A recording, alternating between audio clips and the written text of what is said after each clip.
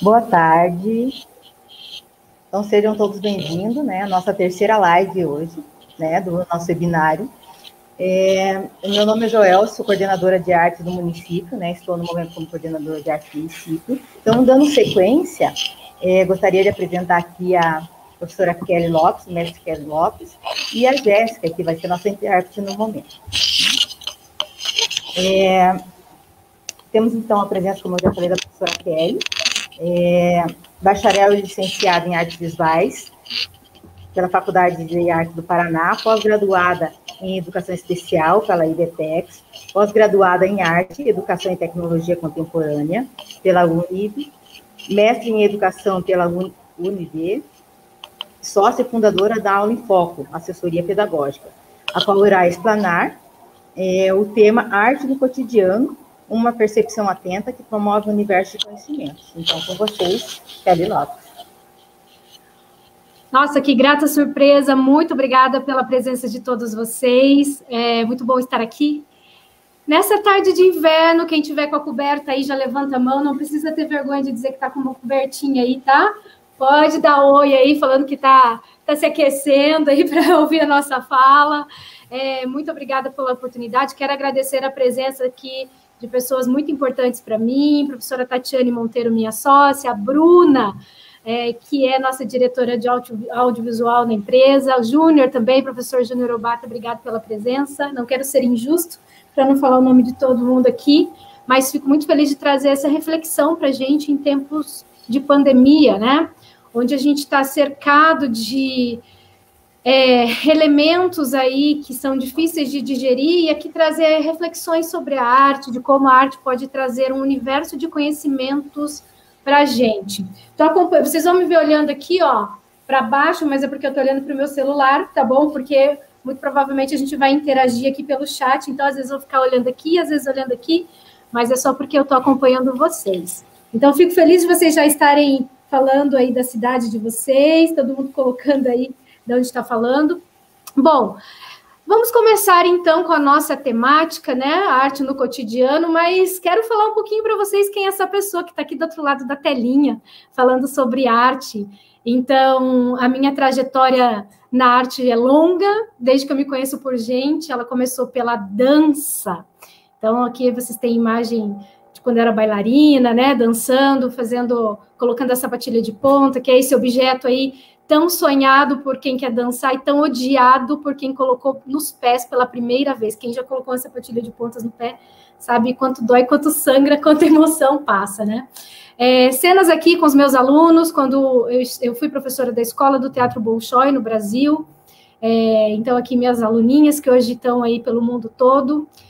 Quem é de Fazenda Rio Grande, muito provavelmente a gente já se encontrou em algum momento. Eu fui jurada do Festival de Dança, nas 2 edições, aí de Fazenda Rio Grande, então, muito provavelmente a gente deve já ter dado um oi por aí. Eu sou mãe do Rafael, esposa do Denis.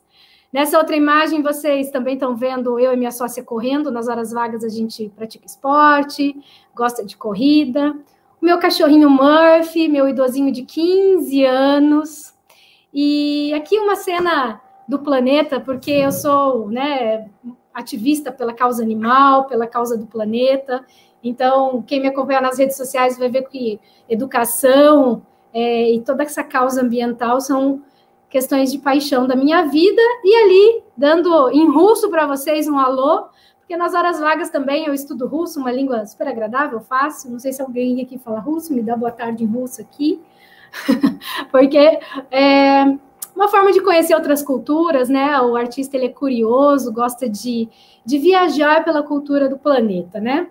Bom, como eu disse para vocês, eu sou sócia fundadora da Aula em Foco, junto com a Tatiane Monteiro, e quero deixar aqui para vocês como uma indicação para vocês entrarem no nosso canal do YouTube. Nós temos mais de 100 vídeos com sequências didáticas de todos os componentes curriculares.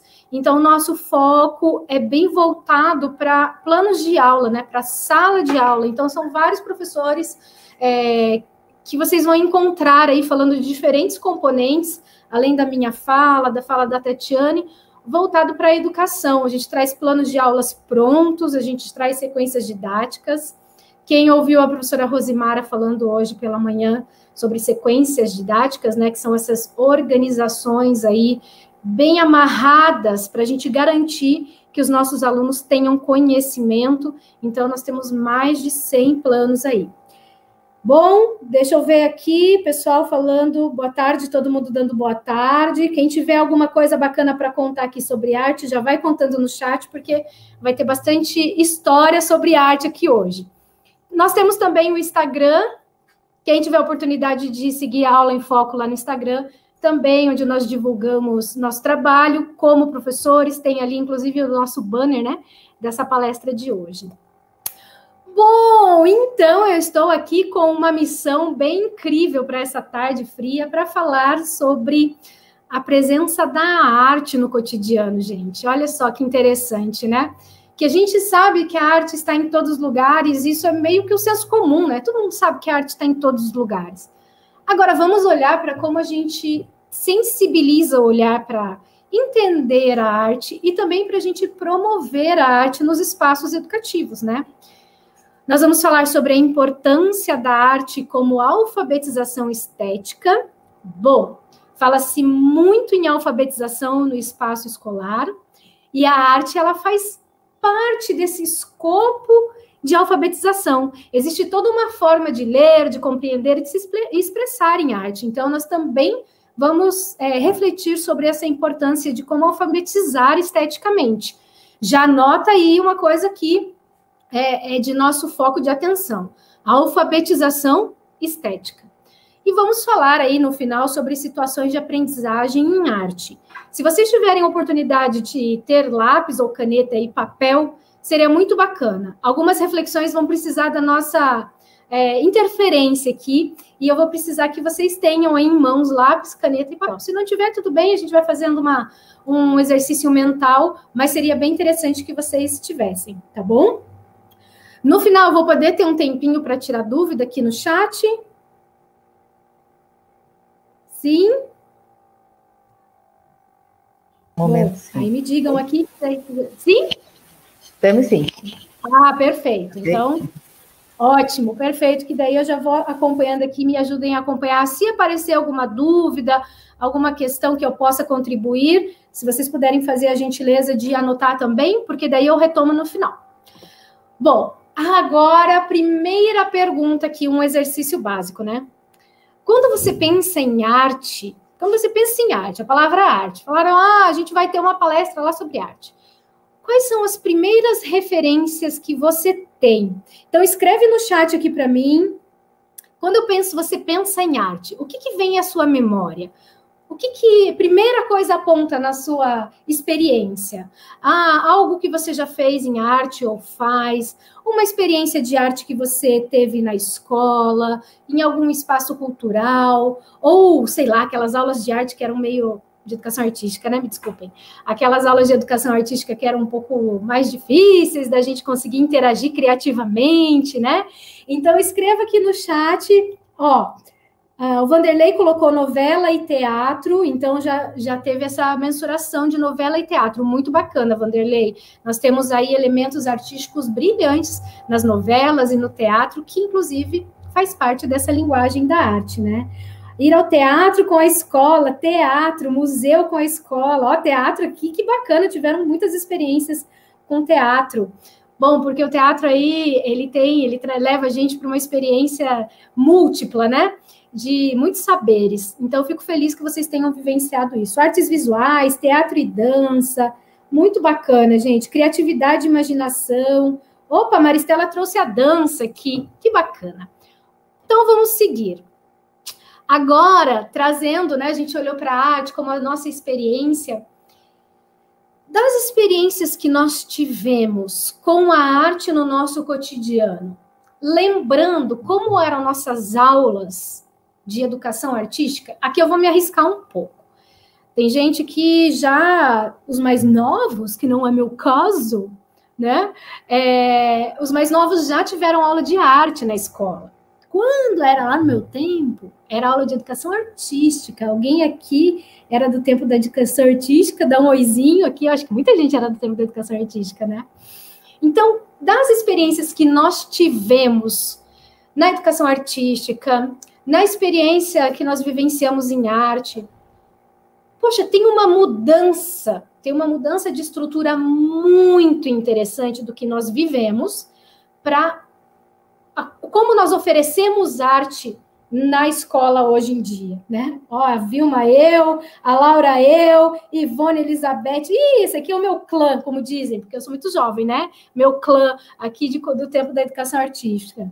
Então, a gente tem uma mudança muito grande da forma que nós aprendemos a arte na escola, a educação artística, e no formato que nós apresentamos hoje, propomos, organizamos, sistematizamos os conhecimentos para nós oferecermos para os nossos alunos. Quer ver? Vamos para uma experiência aqui?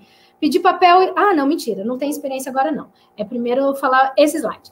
Bom, então hoje, quando nós falamos de ensino de arte hoje, ele está diferente da educação artística, mas aí as pessoas ficam mais preocupadas. É arte ou é artes? Qual está correto? E, na verdade, agora a gente não precisava se preocupar tanto em relação a isso, mas em como modificou de educação artística para o ensino de arte. Porque não foi só o nome que mudou, teve toda uma estrutura que mudou. Antigamente, tá errado aqui teatro, me desculpem, viu? Tá escrito teatro. Antigamente, as artes visuais davam conta dos conteúdos estruturantes que nós tínhamos dentro da educação artística. Hoje, Já desde lá do tempo dos PCNs, nós tratamos as 4 linguagens artísticas como linguagens que compõem todo esse escopo de conhecimento. Então, nós temos o teatro, a música, a dança e as artes visuais. Kelly, mas eu, como professor, eu posso trabalhar só as artes visuais? Se você for formado em artes visuais, obviamente você vai dar ênfase para as artes visuais. No entanto, não dá para nós não relacionarmos com as outras linguagens artísticas como era feito antigamente, quase que negligenciado, né? Não se falava no conhecimento em dança, pouco se falava dos componentes estruturantes da música ou até mesmo do teatro. Então, hoje, essa mudança garante que esse aluno vivencie conhecimentos, práticas, experiências nessas 4 linguagens, ok? Deixa eu ver aqui no chat. Aqui, fico olhando. Se me aparece alguma coisa, vocês me dão um alô. Bom, então, agora a gente vai fazer uma experiência aqui para nós trazermos um pouco da nossa memória. Pedi para vocês um papel e uma caneta. E eu vou pedir, então, para vocês rapidamente, assim, só rascunhando, assim, só brincando, que vocês desenhem uma árvore. Olha só, pedido simples. Desenhem uma árvore. Vai lá. Vou dar um tempinho para vocês desenharem uma árvore aí. Enquanto isso, eu vou vendo aqui o chat. Uma época era aula de CAC, nem me lembro se era assim. Estava na 2ª série, a Renata trouxe aqui para gente. Vamos desenhando uma árvore aí, enquanto eu vou lendo os comentários. A Silvane, muita mudança no meu tempo de educação artística. Era somente pintar e desenhar. Silvane, nossa, era isso mesmo. Algumas pessoas tiveram experiências diferentes, mas eu posso dizer que, esmagadoramente, nós vivíamos no modelo de desenhar e pintar. E recortar também, né? Fazer bolinha de papel crepom. Bom, árvore desenhada aí, mesmo que seja mentalmente, eu coloquei essa árvore aqui. Essa árvore tem o tronco, tem as plantinhas embaixo, essa copa arredondada, algumas frutinhas. E eu pergunto o seguinte, se na árvore que você imaginou no seu desenho, ou que você desenhou, tem algum desses elementos que eu mostrei aqui, que seja esse tronco marrom, que seja essa copa verde, essas frutinhas vermelhas, eu tenho uma notícia para te dar. Você deve ter sido um excelente aluno ou uma excelente aluna. Porque assim nós aprendemos a desenhar e a pintar árvores. Que bacana. Nota 10 para você, que foi uma excelente aluna. Mas toda notícia também vem de uma notícia, né? Uma notícia boa vem uma notícia aí de reflexão. Se você tem algum elemento deste desenho no seu desenho, significa que você também foi contaminado pelos estereótipos. O que são os estereótipos? São formas que nós aprendemos a reproduzir, não porque elas representam o real ou fazem parte da nossa imaginação. É porque eram códigos bem aceitos. Então, se você desenhasse essa árvore assim, os professores, as professoras iam dizer assim, que bonitinho! Ficou tão caprichoso, tá caprichado, parabéns, tá bonitinho. E hoje, em arte, o bonitinho é um perigo, né? O que é bonitinho? Então, nós vamos falar sobre essa ideia de cumprir com essa reprodução. E por que eu estou trazendo toda essa mobilização para nós aqui? Porque é muito simples a gente replicar aquilo que nós aprendemos.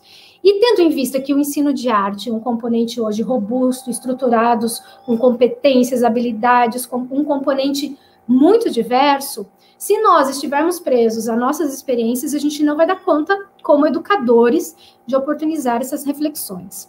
Então, lá na educação infantil, quando a gente olha para aquele desenho da árvore, daquela criança e diz, que bonitinho, que lindinho, que caprichoso, tem uma série de coisas ali que a gente está pedindo para ele representar os códigos que são aprendidos.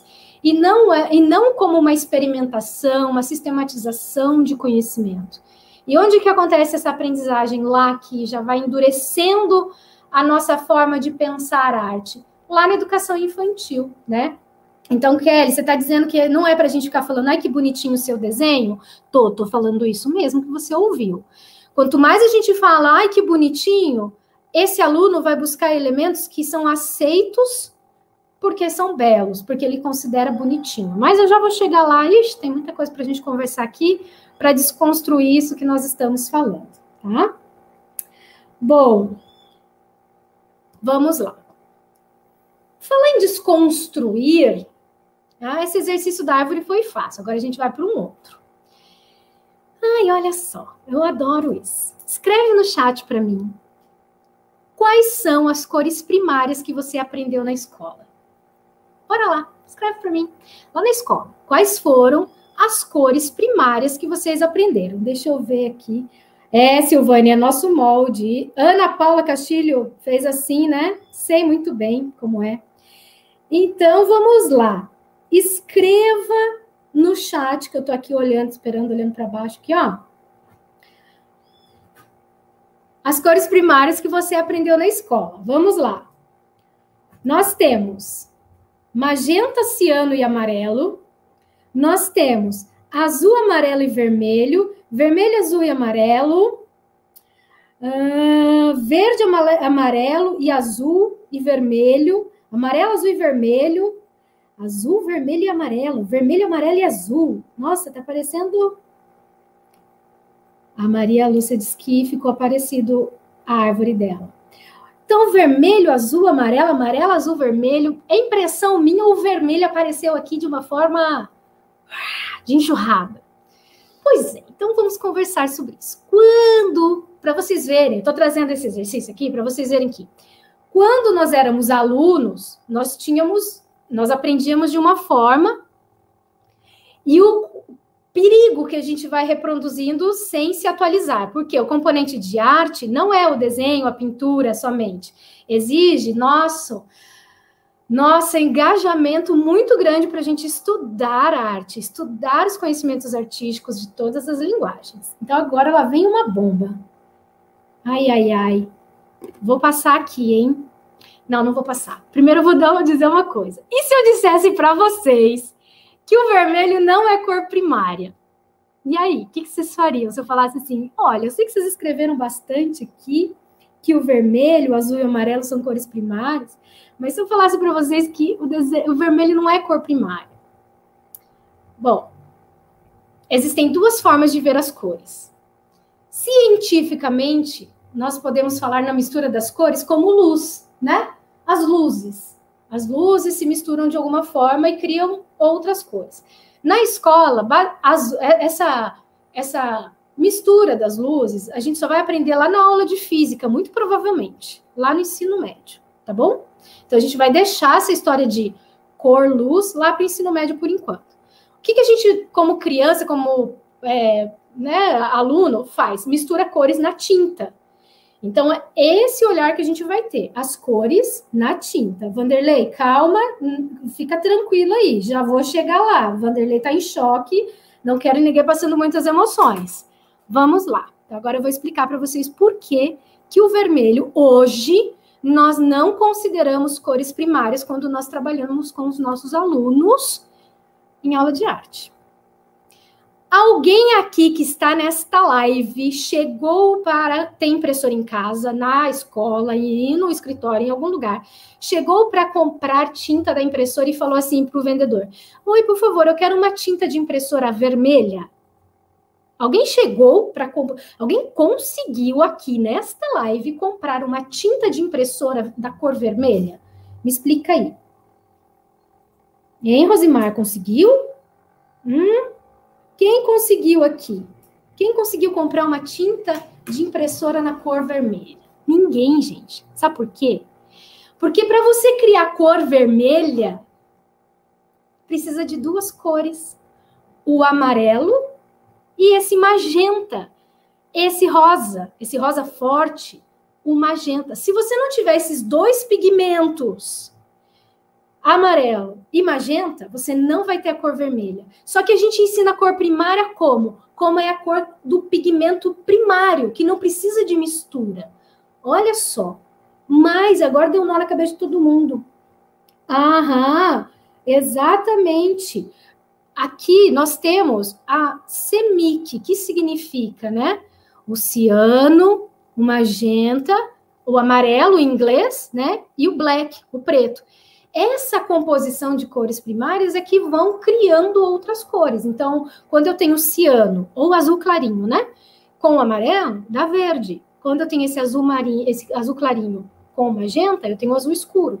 E aqui, né, nós temos a cor vermelha. Só é possível a cor vermelha. Sabe aquela tinta que vem, aquele potinho que vem que a gente sempre comprou da Faber-Castell, que vem a tinta vermelha? Então, para aquele potinho acontecer, alguém, antes de chegar naquele potinho, misturou as duas cores para dar magenta.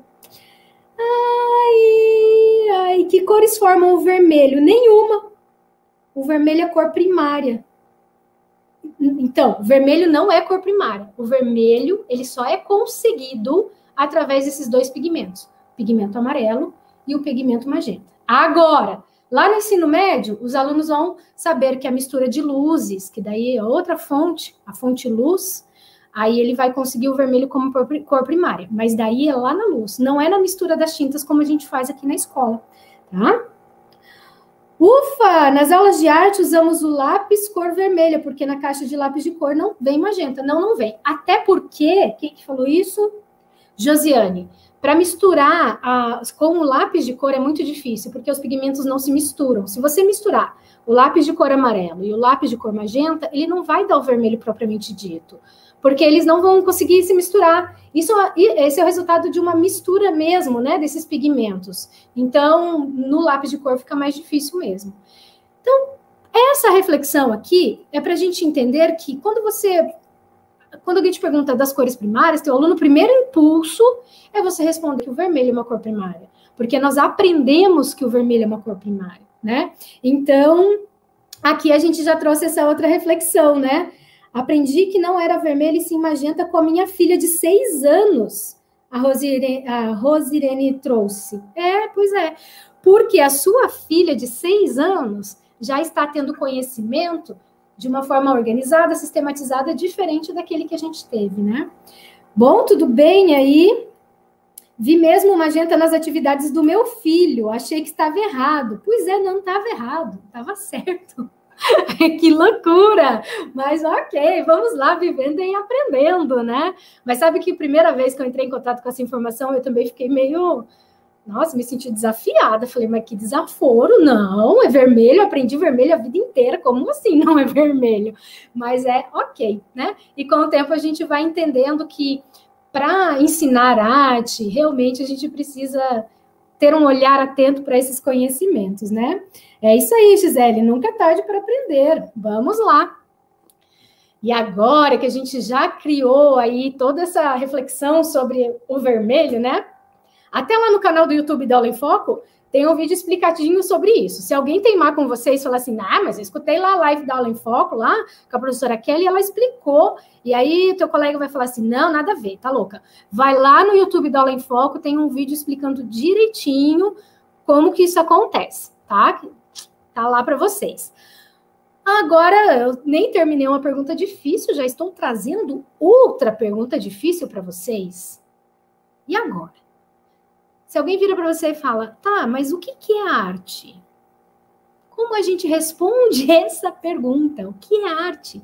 Os alunos, né? Ai, professora, mas o que é arte? Professor, o que é arte? Nesse caso, o que a gente poderia trazer para os nossos alunos sobre definição de arte? Pensem aí um segundinho. A Ariadne está chocada aqui. Tudo bem, Ariadne, vai dar tudo certo, vai dar tudo certo. Qualquer coisa, assiste lá o vídeo também, que vai ajudar bastante a refletir. Bom, o que é arte? Primeiro que é uma pergunta muito difícil, o que é arte, né? Quem dera se a gente tivesse uma resposta. Em arte, a gente diz que definir é limitar, e daí fica mais fácil para a gente, que daí a gente não define o que é arte, mas coloca as pessoas para refletirem sobre o que é arte, para a gente ter uma construção do que é arte de uma forma geral. Mas seria muito ingênuo, até irresponsável da minha parte, trazer uma definição do que é arte. Mas, Kelly, você está falando que a gente vai ensinar arte, mas sequer a gente sabe o que é arte? Mais ou menos... sim e não, porque a arte, ela é uma série de conhecimentos que estão no mundo, cheia de códigos, cheia de significados, mas eu vou ajudar você agora a refletir comigo Como a gente pode encarar, então, como a gente pode definir a arte, como a gente pode identificar a arte? Todo mundo topa aí? Então, vamos lá. Vou mudar aqui. A arte exige algumas coisas. Ah, não, deixa eu voltar. Ainda bem que ninguém colou. Deixa eu perguntar aqui. Ai, deixa eu ver. Essa aqui. Vou pegar uma caixinha de óculos para discutir o que é arte com vocês. Olha só. Eu estou com essa caixinha de óculos aqui na minha mão. Todo mundo tá vendo? Deixa eu ver.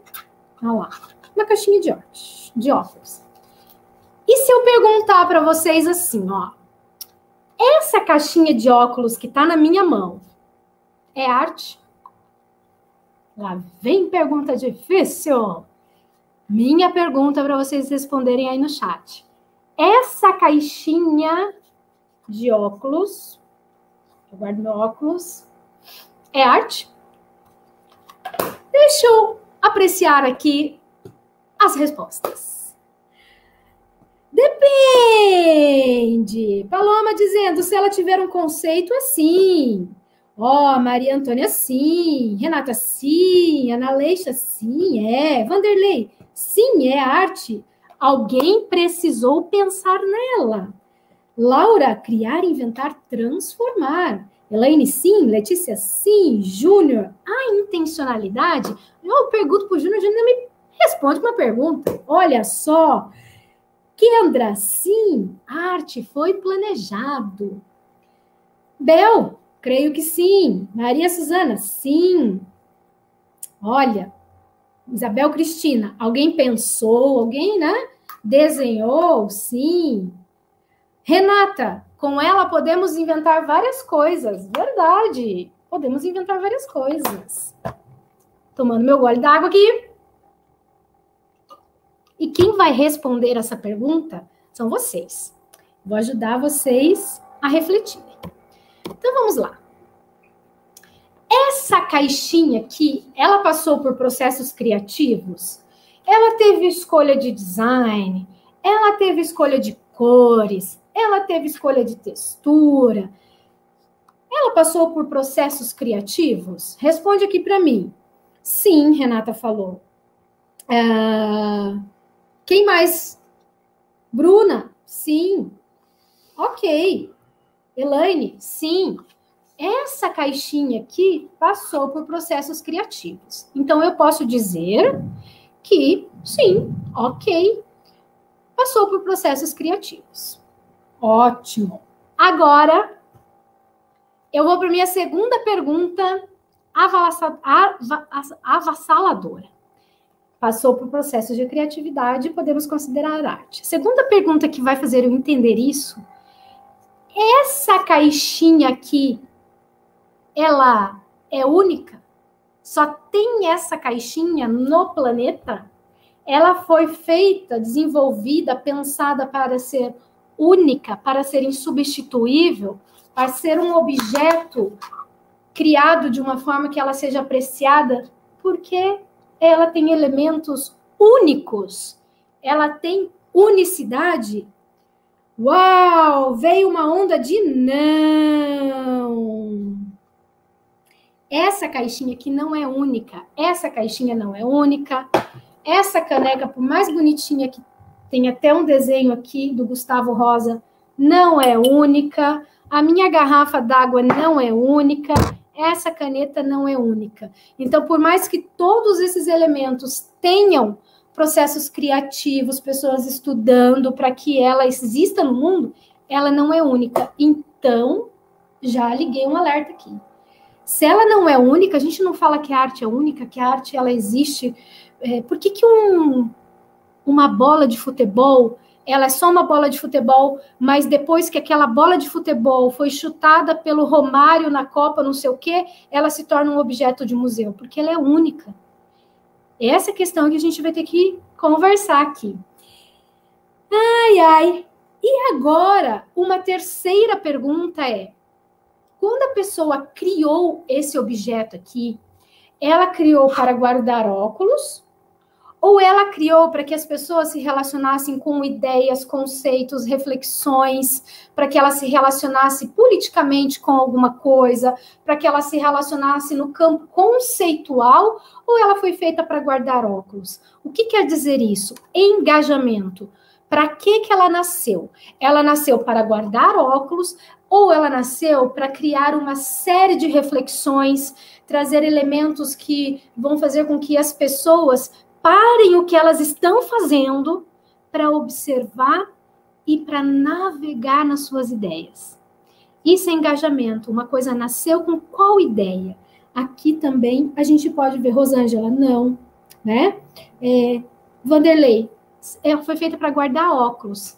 Então, gente, a gente tem 3 elementos aqui que nos ajudam a gente não falar por aí, assim, a todos os ventos, que tudo é arte. Não é tudo é arte. A arte pode estar em todos os lugares, mas nem tudo é arte. Essa caneta não é arte, essa caneta é uma caneta. Se eu pegar essa caneta, se eu pegar essa caixinha e colocar dentro de um contexto, eu tirar isso do lugar de guardar óculos e colocar dentro de um espaço cultural, porque aqui na caixinha eu vou fazer com que as pessoas olhem para essa caixa e pensem sobre que coisa que ela quis dizer com essa caixa, por que a caixa está vazia, por que a caixa está aberta, por que é uma caixa de óculos, o que guarda o óculos, e daí entra naquela ideia da arte contemporânea, onde as pessoas se debruçam a tentar entender o que o artista fez. Aí eu posso dizer que eu tenho uma obra de arte, mas aqui na minha mão, um objeto de arte, né? Aqui na minha mão eu tenho uma caixinha. É complexo isso, né? Para óculos, né? A Maristela diz assim, é para óculos, mas cada um tem um olhar apreciativo para outras funções. Sim, Maristela, se eu tirar ela desse contexto e colocar num outro contexto, por exemplo, pode ser que daqui a uns dias vocês estejam numa visita num museu de arte contemporânea e se deparem com uma caixinha de óculos. E aí vocês vão falar, meu Deus, olha lá a caixinha. Mas é porque aquela caixinha estava lá porque ela queria propor reflexões dentro de um contexto. E aí fica o pessoal olhando com aquela cara de que está entendendo tudo, né? Tentando buscar os símbolos que trazem a pessoa a refletir sobre aquele objeto. Gente, então eu sei que isso é complexo, estou aqui falando numa live para vocês coisas que a gente poderia experimentar de diferentes formas. Mas a ideia é que quando a gente olha para a arte hoje, a gente tem que cuidar para não responder assim, mas tudo é arte, né? Com a intenção de acolher a arte. Não, nem tudo é arte. A arte está em tudo. Ela pode estar em todos os lugares, mas vai depender do engajamento, dos processos criativos e da unicidade que ela se coloca, tá? Então, nem tudo é arte, mas a arte pode estar em tudo. Meu Deus do céu, eu realmente dei um nozinho aí, né? Bom, nem tudo que foi criado é arte, porém, é uma ideia criada por alguém que é útil para alguma finalidade, traz a Adélia, muito bem colocada. Enfim, eu acho que aqui vocês estão dizendo coisas muito interessantes. Roupas de grifes exclusivas, a Camila traz. Por exemplo, para desfiles ou tapete vermelho também entram como arte? Boa, Camila. Olha que interessante. Não é à toa que, se elas são criadas com exclusividade, né? Para uma pessoa estar num tapete vermelho com uma roupa exclusiva, eu imagino que não é, né? É alguma coisa que eu tenha comprado aqui no Polo Shop, perto da minha casa, né? Imagino que é alguma coisa criada aí com estilistas, com um estudo muito aprofundado para uma determinada pessoa, para um determinado lugar. Não é à toa que a gente vai para museus históricos e museus de personalidades e a gente se depara com essas obras, porque essas vestimentas foram criadas com intencionalidade de ser arte para vestir, foi um processo criativo e são únicas. 3 elementos que podem ajudar a gente a entender essa pergunta, tá? Muito bacana. Uau! Ai, Mara trouxe uma questão, artesanato e arte são diferentes. Ai, Mara, deixa eu falar aqui o que a Mara trouxe, que eu acho que vale muito a pena. A gente tem essa ideia de fazer assim, artesanato e arte como coisas diferentes. E realmente, Mara, e todo mundo que está aqui, a gente coloca o artesanato dentro desse grande guarda-chuva que é a arte. guarda-chuva, porque eu tô inspirada que tá chovendo aqui, ó. Esse grande guarda-chuva que é arte. Mas você, eu e todo mundo aqui pode se deparar com um artesão ou com uma artesã que é artista, né? Existem muitos desses produtores de artesanato que não usam as produções em série e que eles criam elementos que são únicos nessas obras. Hélio Leites, por exemplo. Hélio Leites, aqui de Curitiba, ele desponta como um artesão, mas hoje ele não é mais um artesão. As obras que ele faz são únicas. Tem elementos de composição ali que são únicos, que nasceram para ser arte, porque contam histórias, porque tem toda uma atmosfera ali. E tantos outros, eu estou falando do Hélio Leites, que é um artista famoso aqui, que trabalha na feirinha, mas tantos outros, né? Uma vez eu fui para uma viagem e eu cheguei naquele lugar e eu falei assim, nossa, não vejo a hora de ver o artesanato do lugar, porque eu sei que aqui eu vou ter elementos incríveis. Eu cheguei lá, era um monte de réplica do Romero Brito. E aí eu falei, puxa, que pena que chegou nesse lugar, das pessoas replicarem coisas, né, que é réplica, eu não vi a alma do artesão aqui. Então, quando você olha para uma obra e você vê que tem a alma do artesão, que está ali numa atmosfera criativa, esse artesanato, ele está dentro do escopo da arte, né? Bom, caramba! Então, vamos lá. Como que eu posso dizer o que é arte, né? Então, se ele cumpre com unicidade, criatividade, engajamento, então eu tenho aqui um elemento fortíssimo da arte. E aí, o que isso tem a ver com arte na escola, Kelly? Porque a gente tem que pensar que a gente está proporcionando também esses elementos de criatividade, de unicidade, de engajamento na criação artística dos nossos alunos, ou a gente está replicando a ideia dele criar um desenho bonitinho, que vai lá na nossa primeira reflexão do estereótipo. Aquele lá bem perigoso, não é? Bom, as obras de arte expressam um pensamento, uma visão do mundo e provocam uma forma de inquietação no observador.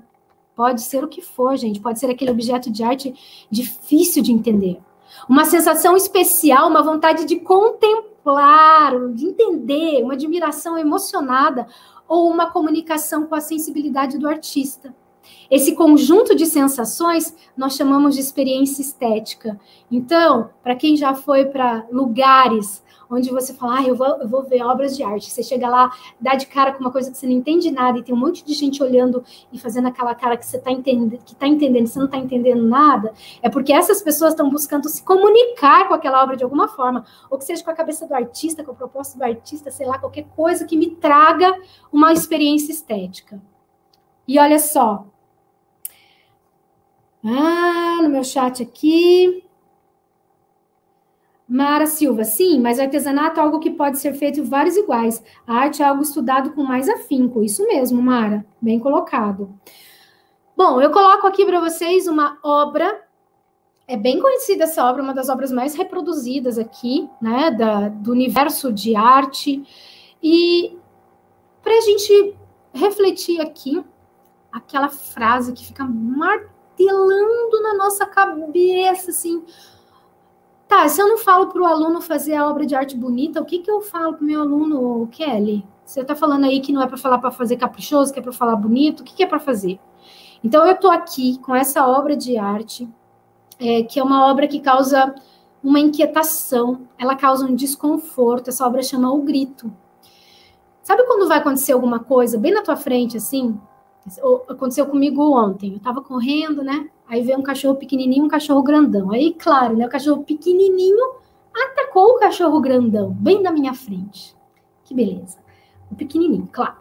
Quando o cachorro voou no cachorro grandão, o que eu fiz? Primeira coisa foi isso aqui, ó.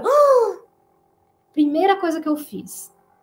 Esse movimento de desespero, né? Meu Deus, é bem aquele momento que você fica sem chão, que você fala, meu Deus, alguma coisa vai acontecer aqui, não vai ser boa, né? E essa obra, O Grito, ela te traz aquela mesma sensação de ficar sem chão, as coisas estão turbulentas, tá tudo meio denso, meio tenso. Então, é por isso que essa obra é uma obra maravilhosa, é uma obra belíssima, belíssima, mas ela não é bonitinha. Kelly, bonitinho e belo. Categorias, o bonitinho, o bonito, bonitinho, não existe como categoria estética na arte. Existe o belo. O que é belo na arte? Quando consegue expressar aquela ideia do artista, por mais que a obra seja horrorosa, que ela cause estranheza, mas ela é bela. Então, aqui nós estamos falando de alfabetização estética, é algo que te causa uma sensação horrorosa, mas ela é bela artisticamente, ela alcançou os objetivos que ela queria, né? Elaine traz esse olhar engajador, só o professor tem. Pega aí essa frase, pega essa frase que a Elaine trouxe pra gente. Esse olhar, é esse você, professor, que vai ter que sensibilizar o aluno para esse olhar, tá? E aí, como que a gente vai fazer isso? A gente está falando de uma forma de ler, o alfabetismo visual. Como a gente vai conseguir entender, olhar para essa obra e falar assim, ai, que lindo, que belíssimo, que incrível, que maravilhoso. Como eu vou fazer o meu aluno compreender? Só se eu compreender. O que está escrito aqui nessa tela? Quem lê o que está escrito nessa tela, por favor, coloca no chat alguma coisa aí. Quem consegue ler? Vamos lá. Está escrito aqui de uma forma que a gente talvez não consiga entender, por quê? Existem símbolos aqui que a gente não compreende. Da mesma forma que eu olho para aquela obra e eu não consigo entender, porque tem símbolos naquela obra que eu não consigo mensurar, que eu não consigo dimensionar. Então, aqui tem uma frase em russo, dizendo que, assim, a arte começa lá, onde a cópia termina. A arte começa lá, onde a cópia termina. Talvez vocês consigam ler a palavra tam. Tam significa lá, né? Lá distante, lá onde esteja. Então, aí eu consigo entender. Então, quando eu olho para uma obra de arte, é russo, Josiane, é russo, é isso mesmo. Quando eu olho para uma obra de arte e não entendo nada, é a mesma coisa de a gente olhar para esse alfabeto cirílico aqui, uma frase, e conseguir interpretar. Tem que ter o contexto, tem que ter a interpretação dos símbolos, mas também tem que ter o contexto. E entender o que é belo na arte. Gente, quando a gente fala de arte, a gente está falando de elementos culturais, de elementos estéticos, que são de um determinado lugar, e que ela não vai ser bela para todo mundo. Então, moral da história aqui, para a gente entender o que é o conceito de belo. O que é belo, para entender na arte, é a ideia de conseguir passar, conseguir expressar as suas ideias. E que ela não é única, ela é cultural, ela é histórica. Por exemplo, nós temos aqui duas obras falando da mesma cena, né? Nós estamos falando das Três Graças. De um lado, nós temos a obra do Rubens, que elas têm um padrão estético de beleza muito diferente da retratada na mitologia romana. Então, por quê? Porque o conceito de estética, daquilo que é belo, ele navega no tempo, ele muda com o tempo. Então, o que é belo hoje para a gente, de repente, não será belo no futuro e sequer foi belo no passado. Então, a ideia de falar do bonitinho, né? Faça bem bonitinho, isso vai replicar só aquilo que é aceitável para a gente agora. Então, aqui a gente também tem uma outra obra que ela é belíssima, mas ela é doloridíssima, que é uma obra do Picasso que fala sobre a guerra. Então, o que eu quero trazer como reflexão? Se você pede para o seu aluno criar uma composição artística e que ela vai te causar estranheza, quais são as mensagens e símbolos que nós temos na obra? Que bom que ele não está buscando te agradar esteticamente com desenhos bonitinhos. O belo na arte nem sempre é agradável aos olhos e é uma construção humana capaz de instigar e manifestar os pensamentos, as emoções por meio da comunicação do artista com o público. Não é somente agradar, mas sim instigar. Bom, e para a gente finalizar aqui, eu vou trazer um exemplo, tá? Um exemplo bem simples que nós podemos fazer, inclusive em tempos de pandemia, para a gente trazer elementos da arte para que os alunos possam se expressar livres dessa ideia de criar alguma coisa pronta para ser admirada. Então, nós vamos trabalhar aqui com obras de arte históricas, né, que não são figurativas, tá? Que a gente vai trabalhar mais no elemento de linhas retas e curvas, e nós vamos trazer a dança como um elemento importante também nesse planejamento de aula. Então, para esse momento, a gente vai ter artes visuais e dança se comunicando. Então, nós vamos olhar para obras de arte não figurativas, né? O que é não figurativo? É aquilo que não representa a realidade como ela é. Então, ó, o meu mousepad tem desenhos de cachorrinhos. Isso aqui é figurativo, né? Ele está trazendo elementos muito parecidos com a realidade. Inclusive, ganhei da Tatiane, minha sócia. Muito bonitinho. O que é não figurativo? É que porque não tem intenção de representar a realidade. Tá? Então, nós vamos falar da percepção sobre um elemento conceitual, linha reta e linha curva. Nós vamos promover a pesquisa de movimentos corporais a partir da linha e integrar artes visuais, música e dança. Então, a ideia é, primeiramente, a gente... meu marido trouxe colaboração aqui, ó. Aqui nós temos uma obra de arte que não tem... uma escultura que tem a intenção de não ser figurativa. Viu? Nada como ter um marido aqui sentado trabalhando na sua frente. Contribuições. Tchau.